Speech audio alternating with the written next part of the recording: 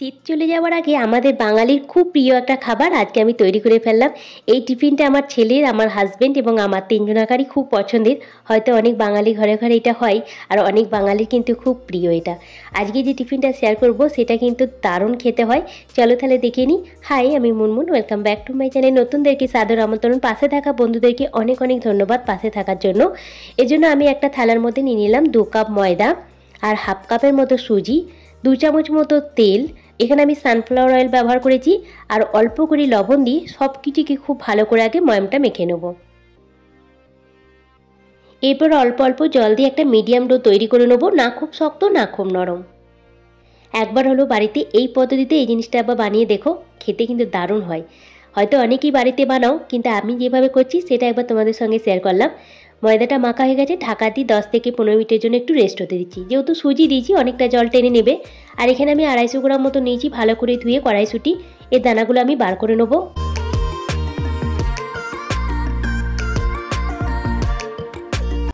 আর এই খাবারটা দেখবি শীতকালেতেই বেশি ভালো হয়, কারণ কড়াইশুঁটিটা পাওয়া যায় খুব ভালোভাবে বাজারে এখন। আর এই শীত চলে যাওয়ার আগে মনে হলো এটা একবার বানিয়ে ফেলি, কারণ শীত চলে গেলে এটা খুব একটা বেশি পাওয়া যায় না কড়াইশুঁটিটা বাজারে। আর এটা তাজা কড়াইশুঁটি দিয়ে কিন্তু খেতে খুব ভালো হয়। দানাগুলো আমি সব কিছু বার করে নিচ্ছি।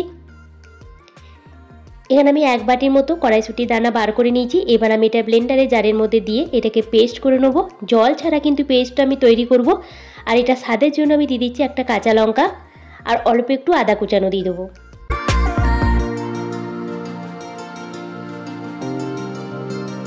এখানে আমি একটা কাঁচা লঙ্কা দিয়েছি ঝালের জন্য, তোমরা কম বেশি করে নিতে পারো নিজেদের স্বাদ অনুযায়ী লঙ্কাটা। এবার ব্লেন্ডারে জারটা দিয়ে এভাবে আমি একটু পেস্ট করে নিচ্ছি। এখানে আমি মিহি পেস্ট করব না, একটু যেন দানা দানা থাকে সেই রকম, ঠিক এই রকম দেখতেই পাচ্ছ ভিডিওতে আমি কেমন দেখাচ্ছি।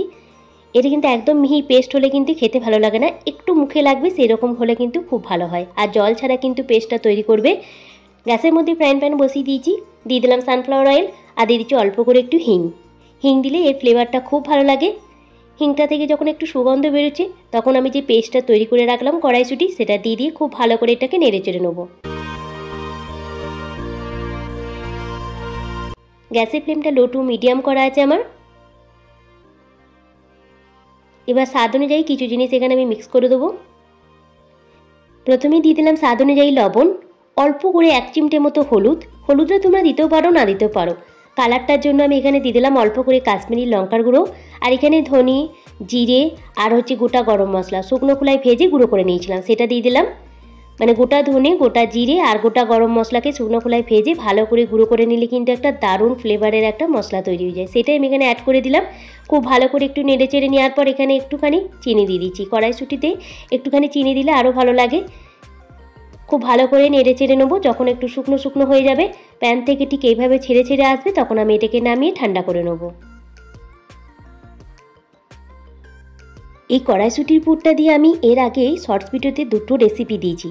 একই রকম পদ্ধতিতে কিন্তু আমি পুরটা তৈরি করেছি। অবশ্যই কিন্তু ওই রেসিপিগুলো একবার দেখে নিতে পারো, তাহলে কিন্তু তোমাদের অনেকটা সাহায্য হবে ওই রেসিপিগুলো বানাতে। এই পুরটা দিয়ে খেতে কিন্তু খুব ভালো হয়। একটা স্ন্যাক্স রেসিপি আর একটা বাচ্চা স্কুলের টিফিন রেসিপি শেয়ার করেছি কড়াইশুঁটির পুরটা দিয়ে। এবার আমি এই টিফিনটা তৈরি করার জন্য ছোটো ছোটো বলের মতো করে নিলাম। একটু ঠান্ডা হয়ে যাওয়ার পর বলটা করে নিচ্ছি। এতগুলো বল আমি করে নিয়েছি। যে ময়দাটা আমি মেখে রেখে দিয়েছিলাম ভালো করে আর একবার মেখে নেবো।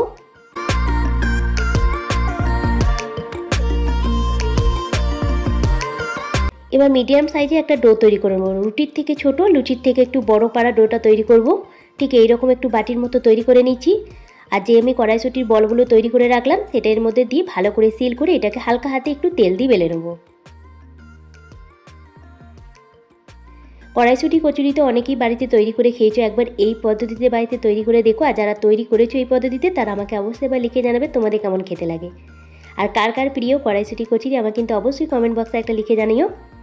এবার হালকা হাতে অল্প একটু তেল দিয়ে এটাকে বেলে নেবো, যেন পুরটা না বেরিয়ে যায় সেদিকে একটু খেয়াল রেখে কিন্তু এটাকে বেলে নিতে হবে।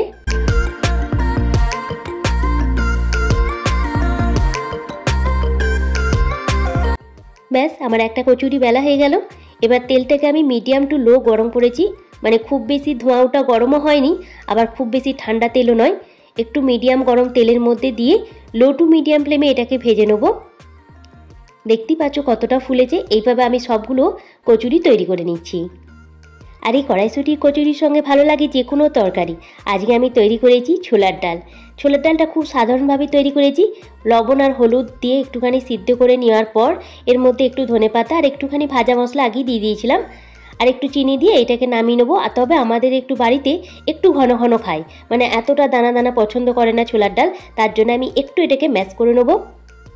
ঠিক এইভাবে একটুখানি পিষে নিলে গাঢ় হয়ে যাবে, আর সেইটাই আমাদের বাড়িতে সকলে পছন্দ করে। এইভাবে আমি পরিবেশন করে নিচ্ছি। আজকের এই টিফিনটা তোমাদের কেমন লাগলো অবশ্যই লিখে জানিও, আর রেসিপিটা বানালে আমাকে লিখে জানাতে ভুলবে না তোমাদের কেমন হয়েছে। আজ তাহলে এখানেই, ভালো থেকো, সুস্থ থেকো, থ্যাংক ইউ।